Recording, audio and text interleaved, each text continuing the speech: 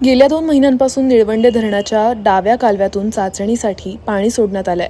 या कालव्याच्या निकृष्ट दर्जाच्या कामाने कालव्याला लागलेल्या गळतीमुळे कॅनॉल परिसरातील शेतकऱ्यांच्या शेतात पाणी जाऊन शेतकऱ्यांची शेतपिकं उद्ध्वस्त होऊन मोठं नुकसान झालंय। जलसंपदा विभागाला प्रशासनाला वारंवार सूचना आणि विनंत्या करूनही डाव्या कालव्याचं पाणी बंद केलेलं नाही, पण मात्र आता हे पाणी तातडीनं बंद केलं नाही तर कॅनॉल फोडावे लागतील असा इशारा संतप्त शेतकऱ्यांनी दिलाय। शासनानं ज्या तत्परतेनं पंतप्रधान मोदींच्या हस्ते उद्घाटन केलं त्या तत्परतेनं शेतकऱ्यांच्या मागण्या पूर्ण केलेल्या नाहीत। अक्षरशः अनेक शेतकऱ्यांची शेतपिकं पाण्यामुळे सडून गेलीत। अनेक शेतकऱ्यांच्या घराला पाण्याचा पाझर आलाय। निळवंडेच्या पाण्याचा अकोले तालुक्यातील शेतकऱ्यांना फायदा न होता सर्वाधिक तोटा झालाय। त्यामुळे आज अकोले तहसील कार्यालयात जलसंपदा विभागाच्या अधिकाऱ्यांची शेतकऱ्यांची बैठक आयोजित केली होती।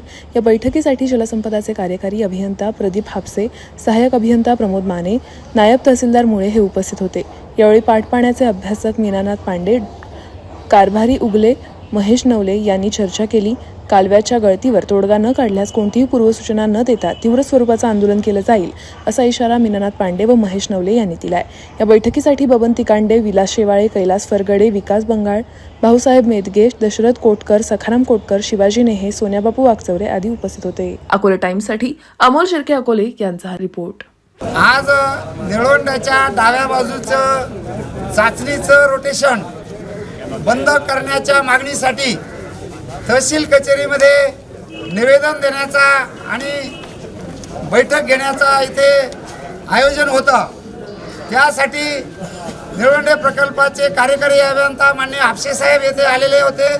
त्यांच्याशी सगळ्या ग्रामस्थांनी आणि कार्यकर्त्यांनी शेतकऱ्यांनी चर्चा केली आहे। अकोले तालुक्याचं कालव्याचं काम ज्यांनी डेप्युटी इंजिनियरनी केले असे माने साहेब तिथे हजर होते। तालुक्याचे नायब तहसीलदार सुद्धा हजर होते।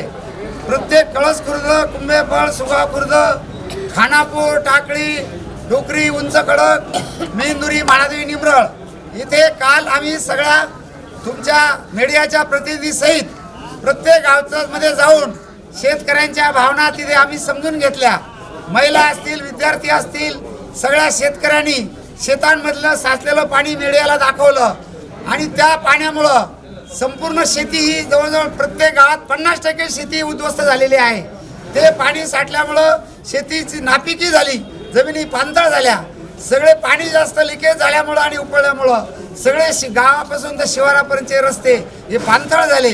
ते पाणथळ झाल्यामुळं फूट 2 फूट पाणी त्या रस्त्यात असल्यामुळं पुरुष माणसं मोटरसायकलवर जातात, वाहनांमध्ये जातात, परंतु महिला त्यांना पायी शेतामध्ये काम करायला जावं लागतं। विद्यार्थ्यांना, मुलांना, मुलींना शाळेत येता येत नाही। त्यामुळं सगळी दळणवळणाची व्यवस्था सगळी बिघडलेली आहे। म्हणून तातडीने हे रोटेशन जे आहे या रोटेशनची घाई झाली आहे।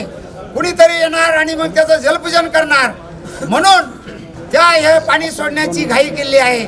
कामं अपूर्ण अवस्थेमध्ये आहे। हा प्रकल्पच अपुरा आहे। मुळात उच्चस्तरीय उजव्या बाजूचं आणि मुख्य कालव्याचं काम अपूर्ण आहे। नंतर डाव्या बाजूचं काम घाईत केल्यामुळं ती बांधकामं निकृष्ट दर्जाची झाली।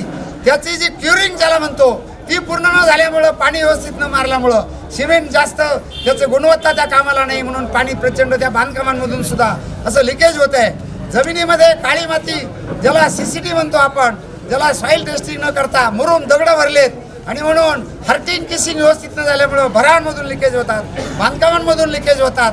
हे सगळं लिकेजमुळं प्रचंड उपळा या जवळजवळ 10-12 गावांमध्ये, शेतांमध्ये, रस्त्यांमध्ये झालेला आहे। म्हणून या कामाची चौकशी व्यवस्थित झाली पाहिजे। त्या कंपनीनी कामं, बोगस कंपनीनी कामं केली आहेत, ती कामं चांगल्या दर्जाची झाली पाहिजे। तातडीने हे रोटेशन, हे चाचणी रोटेशन आहे। 2-2 महिन्याचं रोटेशन असं नसतं। रोटेशन याचा अर्थ कालव्याचं काम पूर्ण दुरुस्त करून त्याला कुठं कॉन्क्रिटिंग करायचं करा, कुठे ब्लॉक बांधायचे ते ब्लॉक बांधा, कालव्यामध्ये भिंती बांधून सगळं संरक्षक भिंती बांधा। जे पूल बांधले त्याला संरक्षक भिंती नाही आहेत, त्याला चढायला उतरायला स्लोप दिलेला नाही, अपूर्ण सगळी कामं आहेत।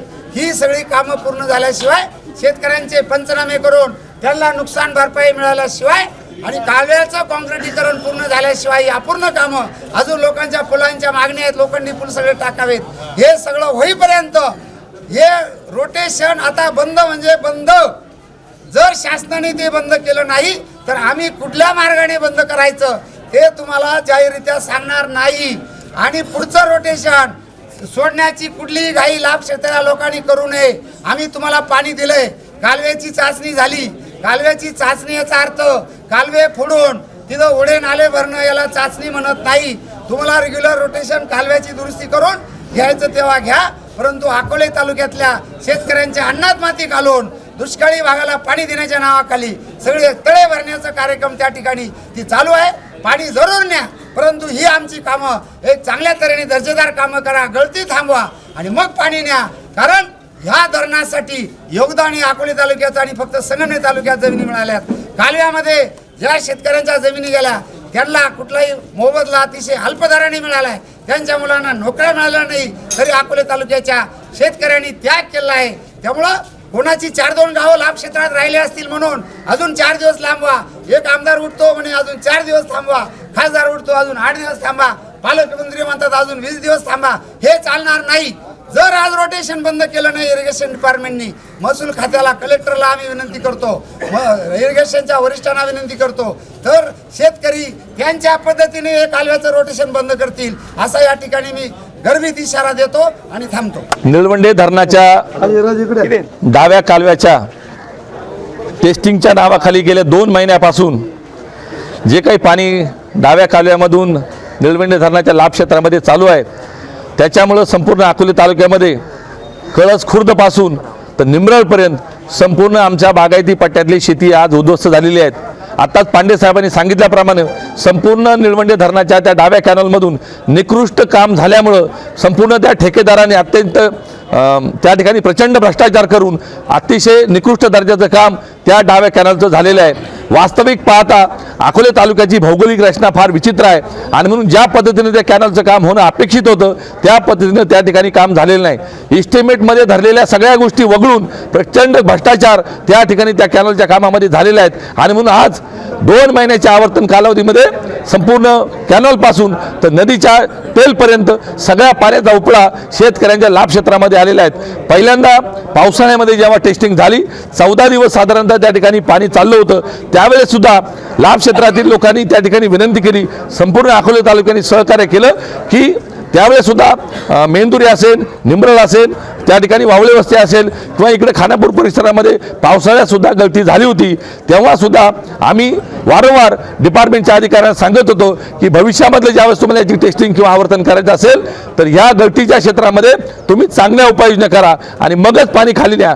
आमचा खाली पाणी न्यायला विरोध नाही, पण ज्या पद्धतीनं केवळ राजकारण करण्यासाठी कोणाच्या तरी हस्ते जलपूजन झालं पाहिजे, कुणाला तरी जलनायक म्हटलं पाहिजे, कुणाला तरी श्रेय घेण्याच्या नावाखाली घाईघाईनं तुम्ही निळवंडेच्या डाव्या कॅनलमध्ये जे पाणी सोडलंय ते अतिशय हुकुमशाही पद्धतीनं आता सध्या जो कानागोंदी कारभार चाललाय तो आम्ही खालच्या भागातल्या मंडळीतून सुद्धा ऐकतोय. संगमनेर तालुक्याचं योगदान आहे, अकोले तालुक्याचं योगदान आहे, परंतु आता मात्र श्रेयवादाच्या नादामध्ये लढाई आपल्याला श्रेय मिळवण्यासाठी अनेक खालचे आमदार उठलेत. माझ्या तालुक्यातल्या शेवटच्या टोकापर्यंत पाणी गेलं पाहिजे. अरे बाबा, तुझ्या शेवटच्या टोकापर्यंत पाणी धरून न्या. म्हणजे अकोले तालुक्याच्या शेतकऱ्यांनी या तालुक्यामध्ये जमिनी दिल्यात, या तालुक्यामध्ये लोक त्या ठिकाणी त्या धरणामध्ये धरणग्रस्त झालेत, त्यांचे प्रश्न अजून प्रलंबित आहेत. कालव्यामध्ये ज्यांच्या जमिनी गेल्यात, आज आमच्या गावागावातील शेतकरी कालव्यामुळे आमचे शिवार उद्ध्वस्त झालेत, शिवारांमधले रस्ते समजत नाहीत, भाऊबंदकीचे वाद निर्माण झालेत, आमच्या अगस्ती कारखान्याच्या उसाचा प्रश्न निर्माण झाला आहे आणि पाटाबरोबर संपूर्ण लाभ क्षेत्रामध्ये प्रचंड उपल्यामुळे आमच्या जमिनी खराब झाल्यात.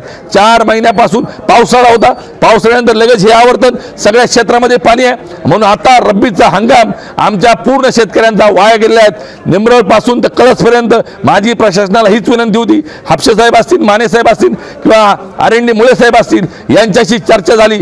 पावसाळ्यात जसे रेग्युलर पंचनामे नुकसानी जे होतात तशा प्रकारचे पंचनामे नको. काल आमच्या मेंदुरीच्या शेतकऱ्यांनी मागणी केली, या वर्षापासून पुढच्या वर्षापर्यंत वार्षिक पंचनामे झाले पाहिजे, कारण शेतकऱ्याचं पूर्ण वर्ष या 6-7 गावांमध्ये संपूर्ण वाया गेलेलं आहे. त्यामुळे वार्षिक पंचनामे करा आणि जास्तीत जास्त त्या ठिकाणी नुकसान भरपाई आमच्या बाधित शेतकऱ्यांना मिळाली पाहिजे, एवढी या निमित्ताने आमची मागणी आहे. आणि ताबडतोब तुम्ही रोटेशनचा ज्या टेस्टिंगच्या नावाखाली हे आवर्तन सोडले, 2 महिन्याचा कालावधी. महाराष्ट्रामध्ये कोणत्याच धरणामध्ये आवर्तनाचा कालावधी एवढा नसतो. आपल्या शेजारी प्रवरा नदी वाहते, भंडारदऱ्याच्या रोटेशनचा कालावधी जास्तीत जास्त 15 दिवस नाहीतर 21 दिवस. आज 2 महिन्याचं कॅनलचं टेस्टिंगच्या नावाखाली आपण पाणी चाललंय, खाली भांडणं सुरू आहेत, तळेगावमध्ये भांडणं आहेत, त्या ठिकाणी काकडीला भांडणं आहेत, त्या ठिकाणी रांजणगाव देशमुखला भांडणं आहेत. म्हणजे सगळीकडे भांडणं लावण्याचं काम या सरकारच्या लोकप्रतिनिधींनी चालवले आहेत. या नावाखाली आपण हे चालवलेले प्रकरण बंद करा, नाहीतर अकोले तालुक्याचा सगळा शेतकरी